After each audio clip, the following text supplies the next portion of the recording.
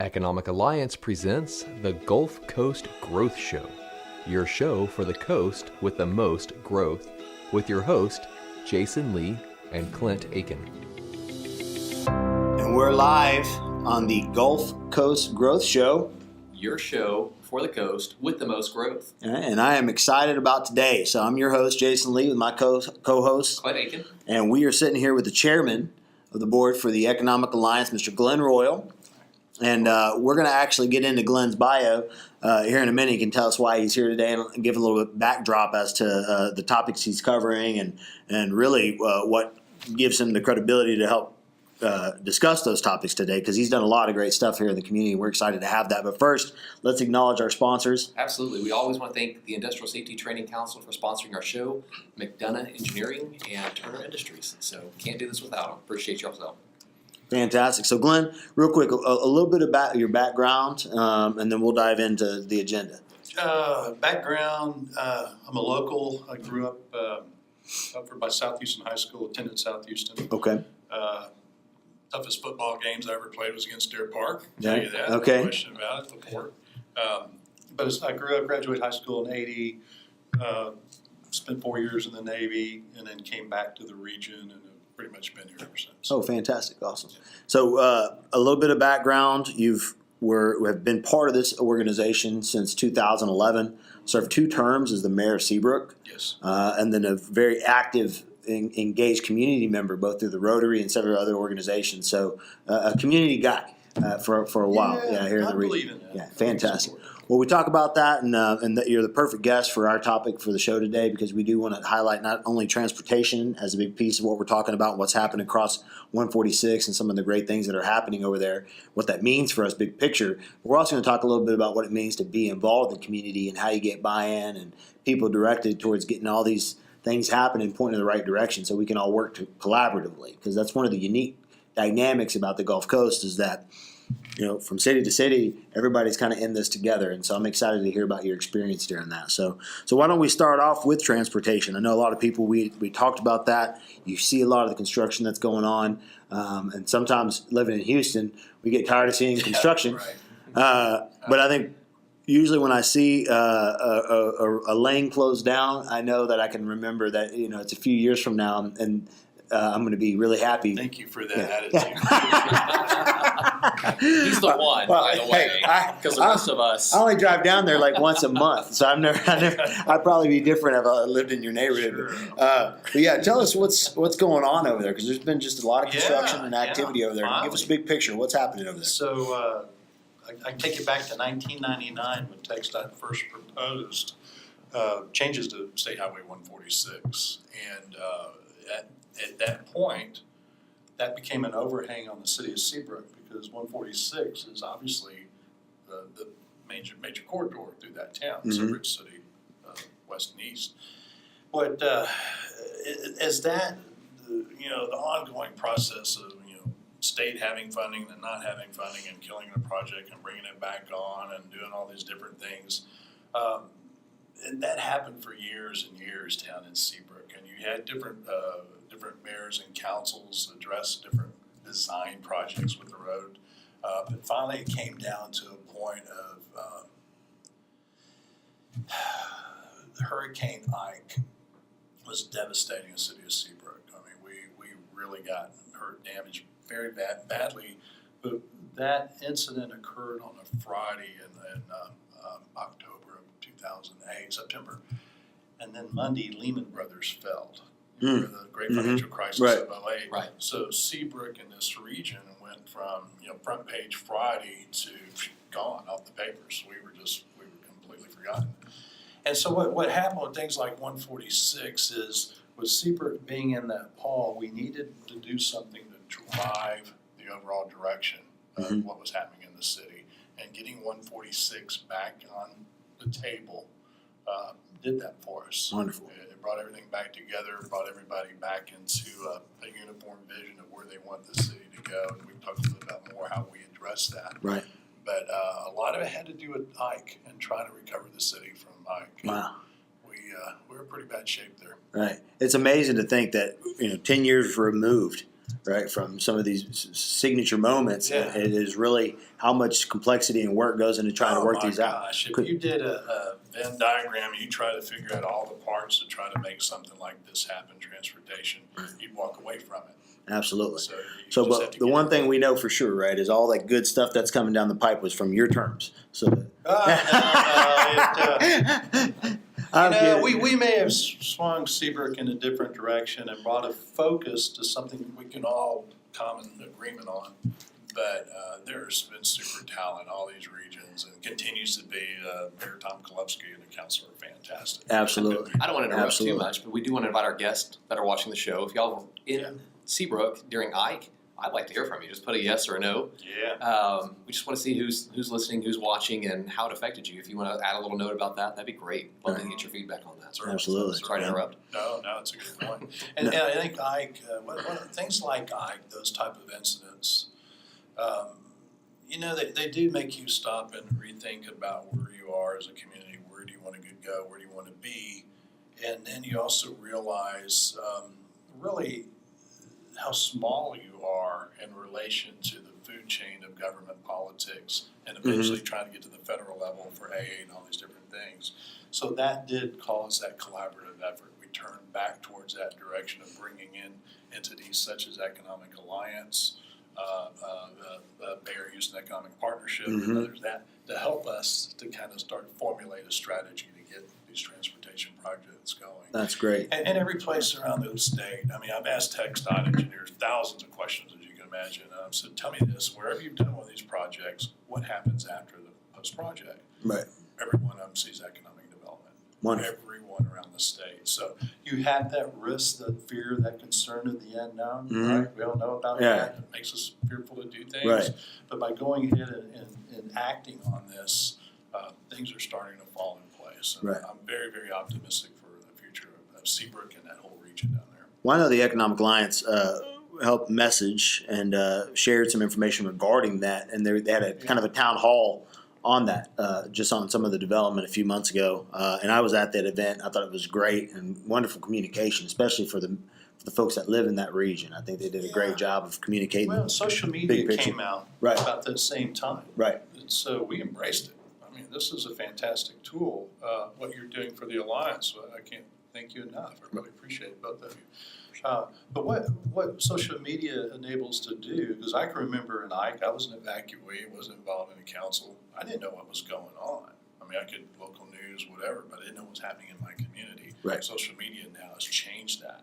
So as great as it is for telling us all and all that stuff, I really saw it as an emergency communication tool for the city of Seabrook. So That's awesome. That's what, but it's allowed us to, everyone's aware of what's going on. We did do at one point, we brought in the whole community in for a workshop. What do you want the future Seabrook to be like? And that gave us a roadmap, a master community development plan that plays into 146 and all that we're trying to do to be the new Seabrook post 146. Right. Okay. That was Wonderful. social media and all that ties all that stuff. It's a fantastic tool. Oh, that we're excited. Yeah, that's. I think it's the future. The people who grasp it are going to see a lot of great. It's great for their not only the people who are their audience, but for their organizations from a branding perspective. So it really helped the city, I'm sure, tremendously to get behind that. So, one thing you touched on were all the different layers of government in the different places, and I think that's a great transition into what we're talking about when it comes to the Alliance and how we serve and kind of how the community gets involved. And you've kind of played a role on every kind of probably in a number of different chairs. And one thing that I observed right after Harvey was obviously a lot of meetings were driven towards what was going to happen next, right? And one thing that really stood out to me was every organization that spoke, whether it was the Jacinto River, it was Conroe, it was down here, everybody's asking for money because their project's the most important project. Sure. And so I can imagine when you have all these different cities and bodies and governing bodies all kind of centered in this one hub, working, hoping for the the benefit, but there's a little hope that it benefits you the best, right? You can't be guilty of that. How do you see that working with our organization? What's really taken the community by grasp that makes us different, where we're all kind of working collaboratively? Well, I think we're all in the same boat. We all have a common goal, and that is, economic development and quality of lifestyle, right? We all share that. With your corporation out here on the plants, you want your employees and the community to do it well as you do well. Clearly, that's the message these companies send us every day. But let me give you an example of community development and how I use this organization and how I think our members should use this organization, because we are member driven, right? Right. Take notes. This is a good Yeah, part. this Take is notes. this is a great part to tune in. In trying to get 146 done originally, so when I came into office, it was being removed from the 2030 long-term plan and the 2040 long-term plan and being kicked out beyond it. It was just being taken off the table. Oh, wow. So I couldn't imagine, with the growth of the plastics and everything happening with the shell coming down, the region was exploding. You knew that couldn't happen. We had to have 146. So we used Alliance as a lever. I was able to work through then Commissioner of Precinct 2, Jack Mormon, and we brought in, through his office, we brought in Chad Burke, we brought in then Port Commissioner Jimmy Burke, we brought in then State Senator Mike Jackson, who now Larry Taylor has that position. We brought in, Chad came in, I had Bob Mitchell from Bayhab, had several, and we came in because Judge Emmett, who was chairing Transportation Planning Council at the time, said that we need to hear from you as elected officials, as these bodies. You need to tell us what you want. So I could think of no better way than bringing this group of friends on behalf of the city of Seabrook. So we went down to the TPC meeting on a Friday morning, and one after another got up and spoke. And I remember telling Judge Emmett, I said, Judge, I brought a few friends. I listened to what you said, and I brought a few friends over my shoulder. And boom, everyone got up. And so when we brought that collaborative effort through the Alliance, organizing that, of all these different political big hitters in different parts of the food chain, that's how we're able to get things done here. Cases like, Mayor Michelle Bechtel in Morgan's Point been a big hitter on coastal spine. He's used this organization to drive those meetings. The trips to DC we go every year. That's when we're using leveraging the organization, and I really encourage it. I've seen great works through this organization by doing that. We've got a project coming up. Maybe talking about it in a minute. I may skip ahead of you, but this is a case where the Alliance, and I encourage that we take the lead as being the traffic cop, if you will. I mean, let me call it the chief complaint box. There you go. You're going to have a Port Road expansion that's coming up here soon. At the same time, Highway 146 is going on. At the same time, Daystar is having a plant expansion. So we'll have several thousand employees all coming into Port Road over a period of 2 or 3 years' time. That's coming up soon. That's not going to go well with that many and all the construction. We all know that there's going to be problems. And different entities have different issues. So the Alliance, through Transportation Committee, can come in as the arbitrator. Not that we have authority, we don't, but we can put you in connection with the right person to make a connection. That's the value of this organization. Actually, that kind of leads to our next thing is, we wanted to focus and talk to you about how, because you mentioned Seabrook, but you're talking about regional growth. Right. So, you touched on that by talking about the expansion with Bayport Road. What else would you like to clue us in on? So we took that same model, right, of the, working with our peers in order to benefit Seabrook, and we brought it here through the Transportation Committee that was formed.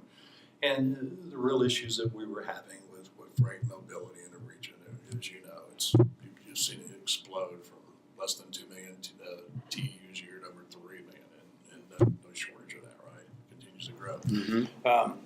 I think by taking that model we learned there and bringing it to the Transportation Committee, now we have ad hoc meetings, but they're all the members. If you've been to them, I've got TxDOT in the room, I've got Harris County in the room, we have all the municipalities represented by the mayors, we have industry needs in the room, the port, and that's how we're coming together to drive the needs from a bottoms-up perspective. Locals, we know best, right, our industry. Then we take that to Transportation Planning Council on behalf of TxDOT and get these things. So we've had great success. You're looking, when we first started the Beltway 8 program, which is a county project, Harris County Toll Road, new bridge, we didn't have the flyways. How can you do a $1 billion bridge without those connectors, right? So this organization, a lot of credit goes to Chad Burke, who has done a fantastic job. And staff, of course, he wouldn't be able to do anything without a staff. But that we were able to get in and start planting those connectors off of that. We're now involved because we asked about a planning and environmental long-term study on 225, the whole corridor from 146 down to 45, including the 610 bridge. So these are long-term projects that have to be studied. As you know, 225 has the most expensive right-of-way in the world. They're not going to be able to make the road wider.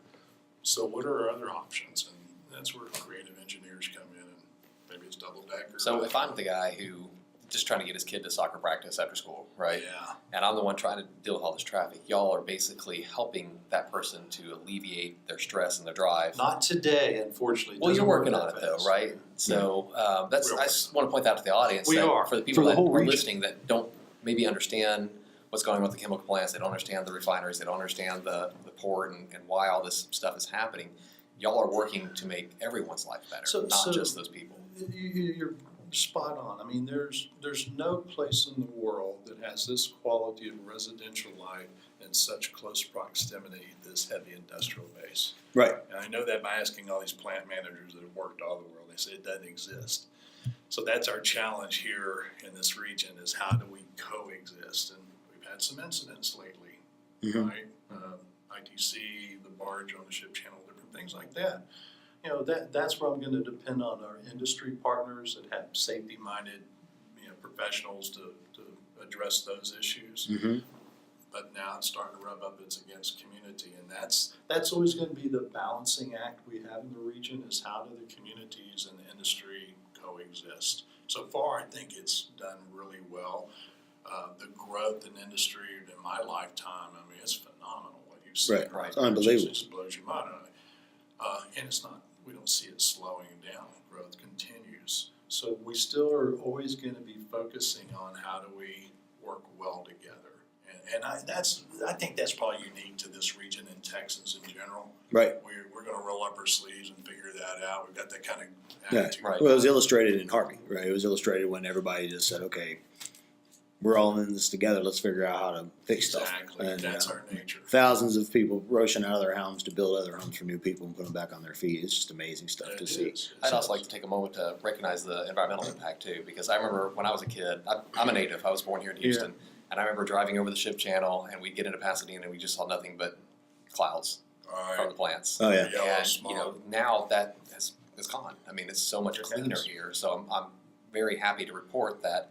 And to our audience, who think that the chemical industry doesn't care about the environment, they are very environmentally conscious. They are. It's good business. It's Right. good for them. And they want to know who the bad actors are. If Sure. there's bad actors in that industry, they want them called out and weeded out. So you're not, the majors are not going to tolerate that.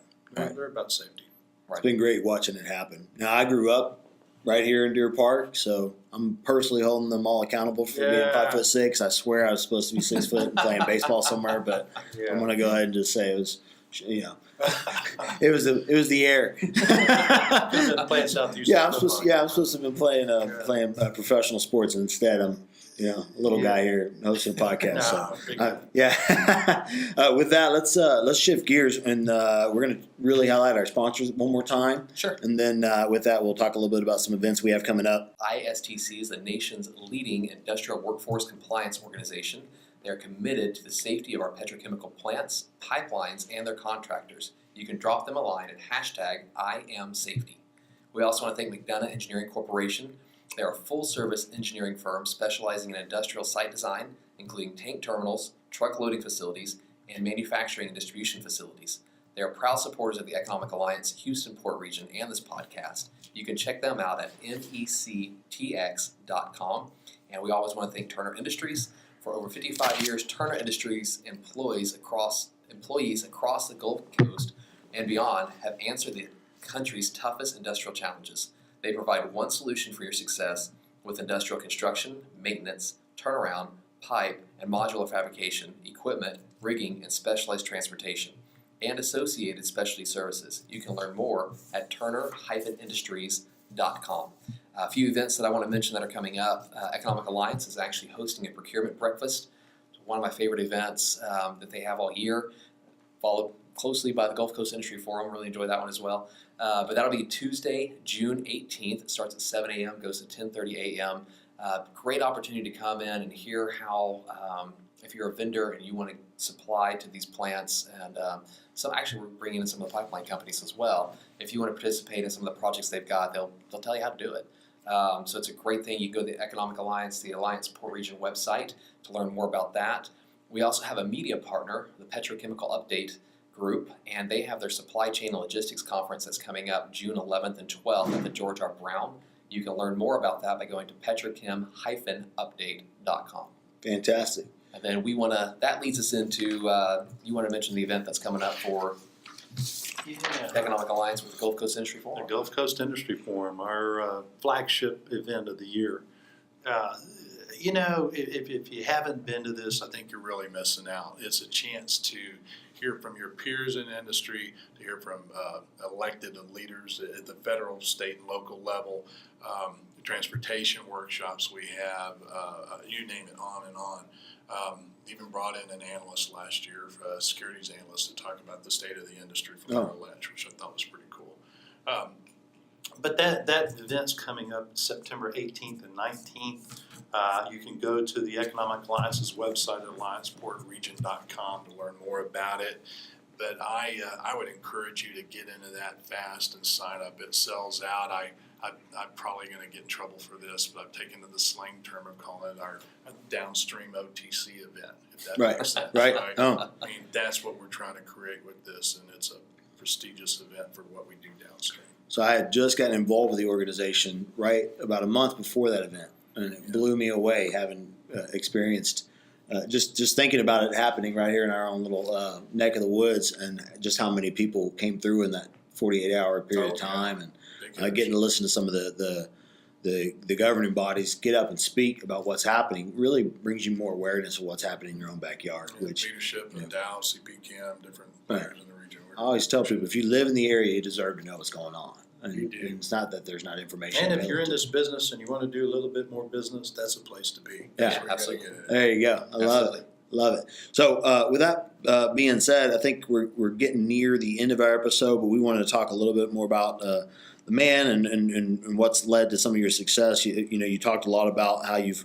pulled I loved how you used the term friends. I thought that was just great. When you're referring to the guys that you brought down to talk to Judge Emmett. But that means something, right? I mean, so I'd love to just kind of, maybe you could share a little bit about some of the organizations you've been involved with that you've kind of been a part of in the last, 10, 20 years of your service, and then maybe highlight some of the things that you think have helped lead to your success. Well, I do think that giving back to communities, I can't think of anything more honorable than that, than giving back to your community. I'm a community service guy, obviously. I've been involved with Big Brothers and Big Sisters, was president of that organization in the Bay Area down there, president of my local Rotary Club, Seabrook Rotary Club, of course, obviously in elected office.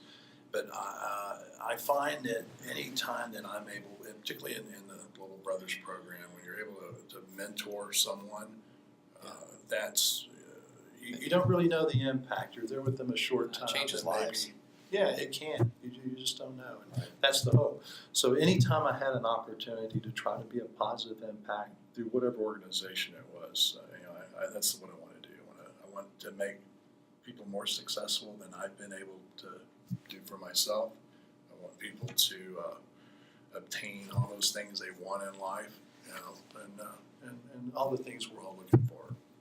Nice home, college education for our kids to live a better life than we live. That's what it's all about. Yeah, that's awesome. Fantastic. Yeah. Clint, any other questions that you have for Clint? Yeah, so one of the things we like to ask is if there's any books, any mentors that you want to acknowledge. What has led to your success? Yeah, anything along those? Wall Street Journal. I've read Wall Street Journal forever. That's great. What led to my success is I can probably identify about 5 key people in my career that at one time or another were mentors, whether they realized it or not. Right. But they were mentors, and they had the biggest impact on my life. Obviously, my family. But there was a chief in the Navy. It was a good night. We'd go round and round, but he had more of a positive impact on me than anybody I've ever worked with. So I believe in mentoring because I was mentored myself. Wonderful. That's very, very valuable. Fantastic. Well, with that, I know we always like to give a little gratitude before we wrap up the show. So, Clint, I'll let you go first. I'm actually really grateful. I've got a lot of friends that have been helping me with my business as I've been starting it up, and they've got down into the trenches with me, and it's just kind of fun to know that I have those advocates. So Jason being one of those that kind of helps and goes out and helps me grow my business and grow professionally and just as a person. So I'm grateful for my friendships that I have. Fantastic. I'm grateful for, I'm actually, I know this sounds crazy, but I'm grateful for my commute because I know people are like, what in the world is wrong with you? But I actually spend a lot of time in the car. Today I'm hiking all over Houston. But that is a really good time for reflection and a great time for now with audio to listen to awesome podcasts like ours and other shows. So it's where I get my alone time is in the vehicle. So I always appreciate those moments and I don't waste that time. So Yeah, it's the membership of the Alliance. We have so many dedicated and talented individuals that are extraordinary what they do. And for them every day to come and walk in and make this organization run as efficiently as it is, because with Chad and staff, that's for me as the chair. There's no one more gratitude a chair has than a competent CEO and staff, right? And these folks are superb. So it's unbelievable. That's my gratitude and membership for you guys for doing this. Well, we're thankful for you in helping be part of the organization, the leadership that you show, and the things that you do, and your commitment and concern for our community. We need to build future leaders. Yeah. I'm looking at two right here. So let's do it. All right, guys. That our audience wants to acknowledge or give gratitude to, we want to encourage y'all to do that as well. Before we close the show, I'm cutting you off. Okay, that's fine. You can do whatever you want. We want to make sure that they get engaged. So if there's someone that you want to thank, just put it in the comment section below and just go ahead and acknowledge those people and thank them for the impact they've had for you and your family. Fantastic. So cheers, guys. And we'll next week there will be no show for Memorial Day weekend. Hopefully everybody has a safe and happy holiday. We'll be back on May 31st with details to come on our website or on the website and more information on social media. We got Stay some tuned. big announcements coming too. Big announcements. Big announcements. All right. Thank you. Take care. Thanks. Thank you. Economic Alliance thanks you for tuning in to the Gulf Coast Growth Show. Be sure to subscribe to the YouTube channel and share with your friends.